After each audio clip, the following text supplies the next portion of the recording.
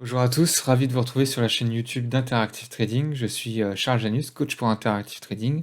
Et désormais, on va se retrouver chaque semaine pour faire le point sur 5 valeurs américaines et 5 valeurs européennes. L'objectif ici, c'est de vous donner des idées potentielles pour votre trading ou pour l'investissement dans votre portefeuille sur différentes zones géographiques avec des sociétés qui sont soit en trend following ou dans des au moins tendances haussières à long terme et qui ont également des fondamentaux plutôt qualitatifs, c'est-à-dire des sociétés qui sont bénéficiaires avec un endettement qui va être maîtrisé notamment. Vous pouvez bien évidemment faire des suggestions à la fois sur la forme et le fond de ce nouveau format sur la chaîne YouTube d'Interactive Trading. Je regarderai avec plaisir tous les commentaires. Vous pouvez également me contacter sur le compte Twitter Charles Janus.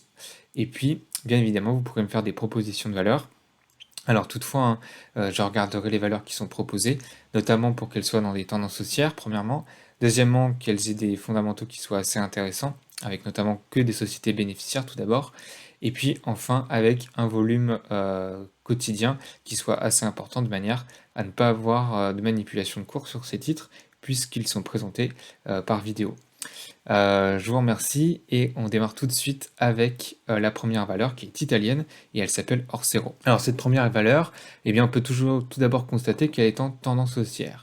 On voit tout simplement que tout d'abord elle inscrit aujourd'hui, lors du tournage de cette vidéo, donc le 6 septembre, un record historique et un record annuel. Donc ces éléments sont plutôt pour l'instant positifs évidemment pour les acheteurs. Et après cette belle tendance haussière, cette phase de réaccumulation en trading range, la sortie par le haut de ce trading range nous engage a priori vers la poursuite de la tendance haussière. On pourra utiliser d'autres indicateurs tels que les volumes. On peut constater qu'on a tout simplement la présence de volume acheteur actuellement, un RSI qui est au-dessus de la zone des 50, donc c'est aussi favorable aux acheteurs. On a également des moyennes mobiles 7 en noir et une moyenne mobile orange à 20 périodes qui est également haussière et qui ne se sont pas croisées jusqu'à présent. Donc ça, c'est également apporté au crédit des acheteurs. Et puis enfin, on est à l'inscription potentielle du troisième chandelier de couleur verte. Et potentiellement, on verra ce soir à la clôture, mais avec l'inscription de ce qu'on appelle un T1, donc une clôture en dehors des bandes de boulanger, alors que celle-ci s'écarte, eh bien on a plus d'une chance sur deux que la bougie de demain fasse de même. Donc pour l'instant, tous les éléments sont plutôt positifs et du côté des acheteurs. Comment se positionner à l'achat? Eh bien immédiatement, si vous constatez que la clôture ce soir est toujours au-dessus des 17 €, eh bien on peut se positionner à l'achat. Et puis bien évidemment, ensuite, s'il y a accélération et que vous n'avez pas eu le temps d'apprendre, on pourra la guetter sur repli sur sur cette borne haute du trading range. On va tout de suite se diriger vers la seconde valeur qui est SES Imagotag, donc on part en France cette fois-ci. Alors cette fois-ci, on a plutôt une borne de Bollinger haute, vous voyez, qui est en train de se refermer. On est au contact d'une résistance sur laquelle pour l'instant on a échoué à de multiples reprises. Mais ce qu'on va regarder, nous, c'est plutôt une moyenne mobile d'une autre temporalité, c'est-à-dire à 180 périodes.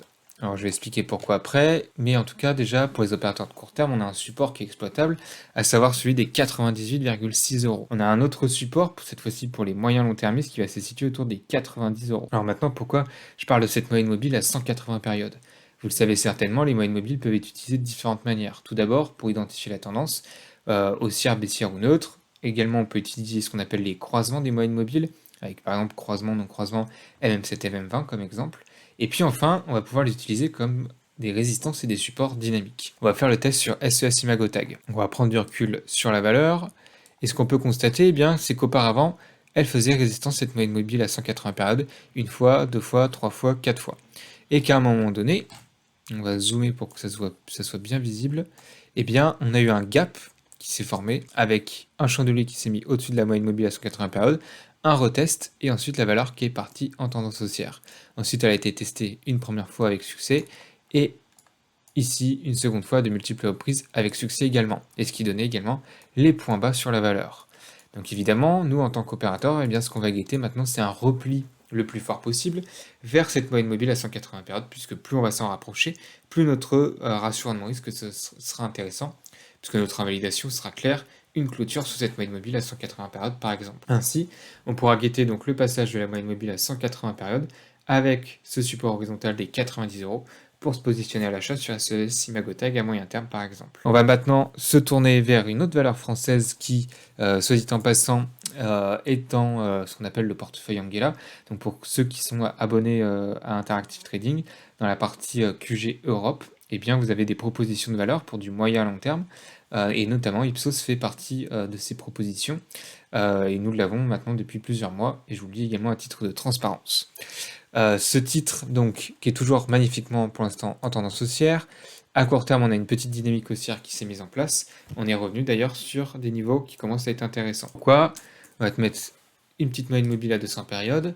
Et ce qu'on peut constater, c'est qu'à chaque fois que le titre revient vers cette moyenne mobile à 200 périodes, ou s'en rapproche, pareil, ici ça servait de résistance, il a été cassé, et dès qu'on s'en rapproche, ici, ou encore ici, eh bien on a une relance haussière. Or, qu'est-ce qu'on peut constater? Eh bien qu'on est en train de se rapprocher de ce niveau. Alors, comment rentrer sur la valeur? Eh bien, par exemple, pour un investisseur de moyen long terme, on pourra construire sa position en deux fois, hein. Tout d'abord avec un premier ordre sur la moyenne mobile à 200 périodes et un second ordre qui atteindra 42,80 en cas de trou d'air supplémentaire sur les marchés et notamment sur la valeur. On va maintenant se tourner vers une autre valeur française qui est Française de l'énergie. On a là aussi une très belle tendance haussière matérialisée tout simplement par cette oblique en bleu. On a des supports successifs horizontaux, c'est construit de manière plutôt saine, plutôt sain, pardon. On a tout simplement une tendance haussière, consolidation, poursuite de la tendance haussière et consolidation. Actuellement, on vient d'avoir un test avec succès des 58 euros, le titre repart à la hausse. L'objectif pour les opérateurs, à nouveau cette fois-ci, ça va être de guetter à la fois le repli sur les 58 euros, le passage de l'oblique en bleu, et également de cette moyenne mobile à 100 périodes, qui on le voit, servait de résistance ici, puis était cassé avec force sur ce beau chandelier vert qu'on appelle un Marubozu, hein, puisqu'on a un corps de bougie qui est plein, et on n'a pas de mèche. Donc on appelle ça un Marubozu, c'est un chandelier flux acheteur ici. Et on a la tendance haussière qui s'est mise en place derrière, avec l'aide de cette petite oblique bleue qui sert de point de repère. Et là, on va pouvoir parler de ce qu'on appelle un espèce de cluster de support, puisqu'on a une zone horizontale, une oblique et le passage de cette moyenne mobile à 100 périodes. Tous les éléments sont plutôt opportuns pour se positionner à l'achat à partir de ce niveau des 58 euros. On va maintenant se tourner vers une valeur néerlandaise qui est Wolters Kluwer. Et cette fois-ci, pareil, on va pouvoir constater tout d'abord qu'on a une tendance haussière à long terme. On va se mettre en données hebdomadaires, comme ceci. Voilà, prendre bien du recul, voilà. Et on voit cette MM100 qui est affichée juste ici. Alors, ce qu'on peut constater, c'est qu'en fait, depuis 2012, depuis que l'action s'est positionnée au-dessus de cette moyenne mobile à 100 périodes, et bien qu'à peu près à intervalles réguliers, tous les 1 an à 2 ans, elle revient régulièrement se poser dessus et réagir avec succès à chaque fois sur cette moyenne mobile à 100 périodes. Donc l'objectif pour nous, évidemment, en tant qu'opérateur de moyen et long terme, sur un dossier de qualité, qui est en tendance haussière, qui est décorrélé des marchés, eh bien ça va être de surveiller à la fois ce support horizontal vers 87 euros et également le passage de cette moyenne mobile à 100 périodes qui va servir de support dynamique comme présenté précédemment sur les autres valeurs. Bien évidemment à court terme, cette fois-ci, quand on regarde par exemple avec les retracements de Fibonacci, on constate qu'on est plutôt sur le 50% du dernier mouvement haussier. Donc on est sur un niveau potentiel d'achat pour l'intervenant de court terme. Alors néanmoins, il faudra faire attention à plusieurs éléments. Pourquoi? Parce qu'on est dans une dynamique un peu baissière à court terme tout de même. Et puis, on a un petit élément également qu'il va falloir surveiller, c'est 50% de cette bougie flux. En effet, comme on a une bougie flux, on va regarder le corps, les 50% du corps de cette bougie. Et si celui-ci est repris, alors on pourrait revenir tester la résistance qui est ici, autour de 105-107 euros. En revanche, si vous constatez un échec à l'approche en fait des 50% du corps de cette bougie, à ce moment-là, vous pourriez avoir alors une poursuite de la tendance baissière de très court terme qui nous ramènerait donc vers le support tant attendu des 87 euros et du passage de la moyenne mobile à 100 périodes. On a terminé la partie sur les actions européennes, on va maintenant s'intéresser aux actions américaines que j'ai trouvées pour cette première vidéo. Alors tout d'abord, on a Chesapeake Energy Corporation, donc une société américaine qui agit dans le secteur du gaz et du pétrole. On a tout d'abord donc évidemment matérialisé avec cette oblique bleue une très belle tendance haussière qui est en place sur le titre. On a également un titre qui a été capable d'inscrire des nouveaux records historiques. Et puis également, petite parenthèse à noter, hein, pour sélectionner des titres qui sont dans des tendances haussières, eh bien je vous conseille de regarder tout d'abord les secteurs qui sont les plus haussiers, les plus forts. En ce moment, vous le savez sûrement, c'est le secteur de l'énergie, notamment pétrole et gaz. Donc il convient pour ceux qui aiment bien faire des opérations de swing et de trend following, de s'intéresser à ce secteur et de sélectionner les titres les plus forts à l'intérieur du secteur le plus fort. Ainsi, vos probabilités de gain seront encore plus importantes. Par exemple, sur Chesapeake Energy, l'objectif ici, pour le court termiste, c'est de guetter le premier support qui est situé à peu près à 96 $. En revanche, pour l'intervenant de moyen long terme, on va plutôt guetter les replis vers $81. Pourquoi? Parce qu'on aura un ratio rendement risque beaucoup plus intéressant à proximité de cette oblique bleue. On va maintenant se tourner vers une société d'un autre secteur, à savoir Comfort Systems, aux États-Unis toujours. On est là sur une société qui agit plutôt dans le secteur de la climatisation, ventilation, chauffage. Et là aussi, on a un titre qui a inscrit de nouveaux records historiques. On a une tendance pour l'instant haussière qui est toujours matérialisée avec, on va regarder ça en données hebdomadaires, des plus hauts et des plus bas successivement plus hauts, et ça c'est très positif. On pourrait assister d'ailleurs à une consolidation potentielle après ce beau mouvement haussier juste ici, où on constate qu'on est tout simplement pour l'instant sur un 23,6 d'ailleurs, donc on est sur le premier niveau de support pour les opérateurs de court terme avec un niveau de prix symbolique proche des $100, donc l'opérateur de court terme peut initier des positions acheteuses à partir de ces niveaux sur les $100. En revanche, pour un intervenant de moyen terme, on va plutôt guetter les 50% de ce dernier mouvement de Fibonacci, ainsi que le niveau de support à peu près à $92. On va maintenant se tourner vers une autre société dans un autre secteur qui est Clean Harbors. Là aussi, on a une très belle tendance haussière qui est en place. On a un premier niveau de support exploitable à $115 pour les intervenants de court terme. L'intervenant de moyen terme pourra patienter et attendre les $105,66 qui correspond également à la partie haute de ce gap qui a été laissé ouvert par le marché. On va maintenant regarder une société de technologie médicale, Shockwave Medical, qui est cotée au Nasdaq. On a là une très belle tendance haussière aussi, avec une forte accélération lors des dernières séances. Alors le timing n'est plus du tout à l'achat, il va falloir patienter et l'action risque de consolider.